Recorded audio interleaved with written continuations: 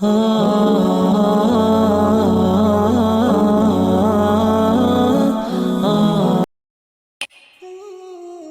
اللہ کی طرف سے دعوت نامہ ہے۔ جب اللہ کو کسی سے ملاقات کرنی ہو اور بات کرنی ہو تو وہ اسے تہجد کی لگن لگا دیتا ہے۔ جب یہ سارا جہان خاموش ہوتا ہے، پھر رات کی تاریکی کے اس عالم میں خدا اپنے بندے سے ہم کلام ہوتا ہے، اور تب یوں محسوس ہوتا ہے جیسے شہرک کی حدوں کو توڑتے ہوئے وہ رب ہم میں سما گیا ہے، اور لہو میں عجیب سی محبت کی کیفیت دوڑنے لگتی ہے۔ میرا رب فرماتا ہے، مانگ مجھ سے میرے بندے، تو نے جو مانگا میں نے وہ دیا۔ مگر تب اللہ کے سوا کسی کی طلب ہی نہیں رہتی، اور پھر طلب اللہ کی ہو اور وہ نہ ملے، ایسا تو ممکن ہی نہیں۔ تہجد کو زندگی کا حصہ بنا لو، کیونکہ جوانی کی عبادت اللہ سے محبت کے ایسے رشتے بنا دیتی ہے جو شاید سانسوں کے ٹوٹنے پر ہی ختم ہوتی ہے۔ یہ دنیا بہت رنگین ہے اور دل بہت کمزور، اس کی رنگینی میں کھو کر اللہ کو ہی بھول جاتا ہے۔ اس لیے اللہ کو زندگی بنا لو، دنیا اپنے آپ تمہاری ہو جائے گی۔ لوگ اکثر یہ سوال کرتے ہیں کہ تہجد سے معجزے کیسے ہوتے ہیں؟ اللہ تعالیٰ آخر کن لوگوں کی تہجد کو توفیق دیتا ہے؟ وہ تہجد کی دعاؤں کو قبول کب فرماتا ہے؟ وہ کیا نشانیاں ہیں؟ تو سنو، تمہارا رب فرماتا ہے، کون ہے جو مجھے رات کی تنہائی میں پکارے، میں اس کی تقدیر پلٹ دوں، میں اس کا نصیب بدل دوں۔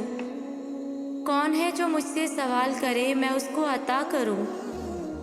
تہجد ایک وہ واحد ایسا نشانہ ہے جو کبھی بھی اپنے ٹارگیٹ کو مس نہیں کرتا۔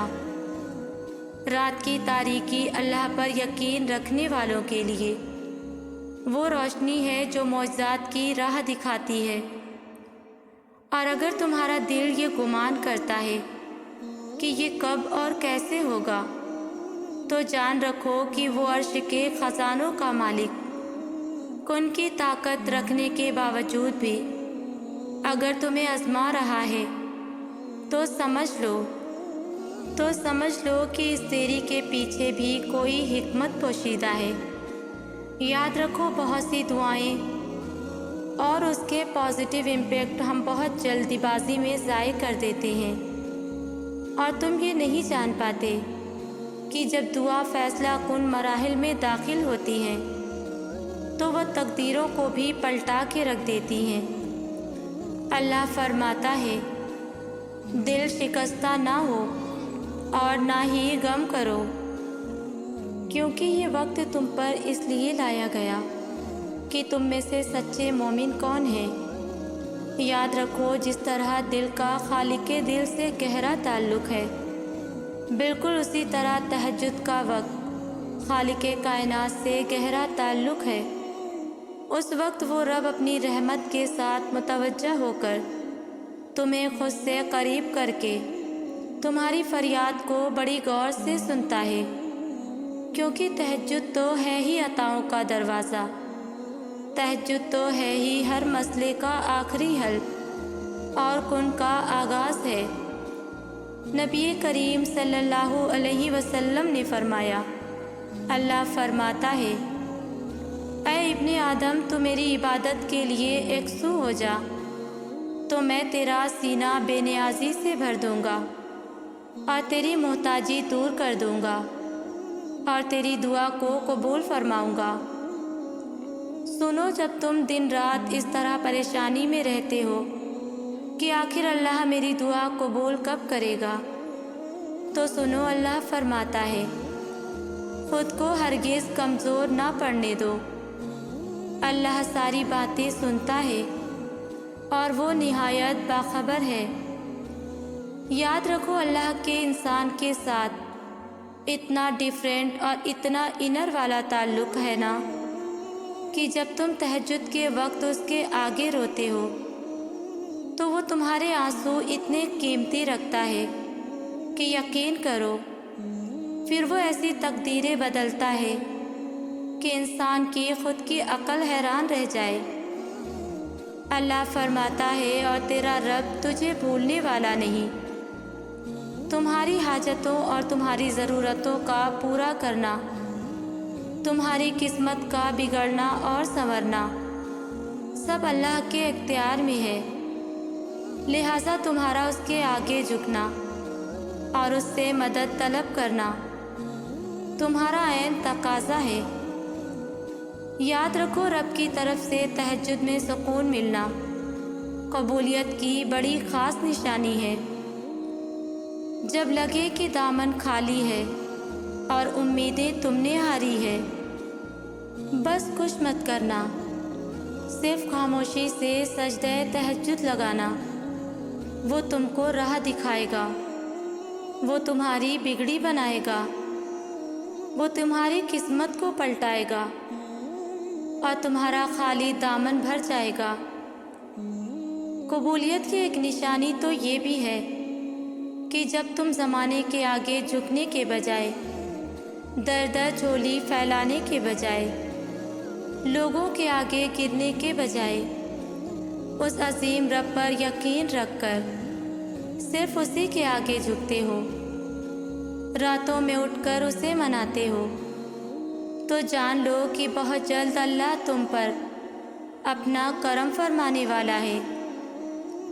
یاد رکھو ہر گزرتا ہوا دن تمہیں تمہاری منزل کے قریب کر رہا ہے۔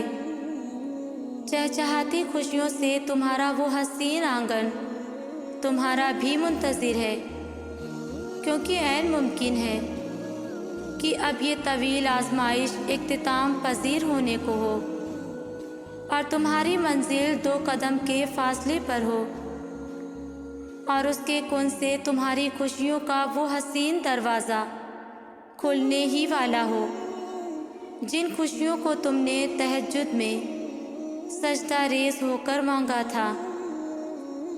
رات وہ لمحہ ہوتا ہے جب آپ بلا جھجک اپنے رب سے سارے راز کہہ سکتے ہو، خود سے خود کی ملاقات کر سکتے ہو، دن میں جو کہے دبائے ہوں وہ یاد کر کے پھر سے مسکرا سکتے ہو، جو کوئی بات دل پہ لگی ہو اسے یاد کر کے آنکھیں نم کر سکتے ہو، کھڑکی سے ٹیک لگا کے اس کے تصور کو محسوس کر سکتے ہو، خود کو ہوا کے سپرد کر کے مدہوش ہو سکتے ہو، دل پہ کوئی بوجھ ہو تو سجدے میں جا کے یا ہاتھ اٹھا کے آنسو کی صورت میں اس بوجھ کو ہلکا کر سکتے ہو۔ زندگی میں ایسی راتیں کم لوگوں کو نصیب ہوتی ہیں جو اللہ سے باتیں کرتے کرتے گزر جاتی ہیں۔